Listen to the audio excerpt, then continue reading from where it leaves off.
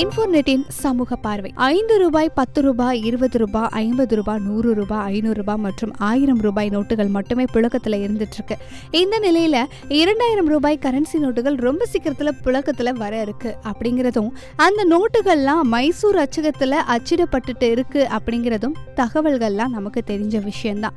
இந்த நிலையில 2000 ரூபாய் மதிப்புள்ள கரன்சி நோட்டுகள் குறித்த புகைப்படங்கள்லாம் சமூக வலைத்தளங்கள்ல வைரலா பரவிட்டே இருக்கு. பிங்க் மற்றும் வெள்ளை நிறங்கள்ல இந்த நோட்டுகள்ல மகாத்மா காந்தியினுடைய புகைப்படம் இல்ல அப்படிங்கிறது ரொம்ப முக்கியமான விஷயம். இந்த செய்தி குறித்து இதுவரைக்கும் ரிசர்வ் வங்கி எந்த விதமான அதிகாரப்பூர்வமான அறிவிப்பையும் வெளியிடல அப்படிங்கிறது தான் ரொம்ப முக்கியமான விஷயம். அதிகாரப்பூர்வமான அறிக்கை வெளிவந்தாதான் இதுதான் அந்த 2000 ரூபாய் நோட்டா அப்படிங்கிறத நம்ம ஊர்ஜிதனப்படுத்தவே முடியும். சமூக நோக்கோடு பல விஷயங்களை தெரிஞ்சுக்கலாம். சப்ஸ்கிரைப் பண்ணுங்க இன்ஃபோநெட்.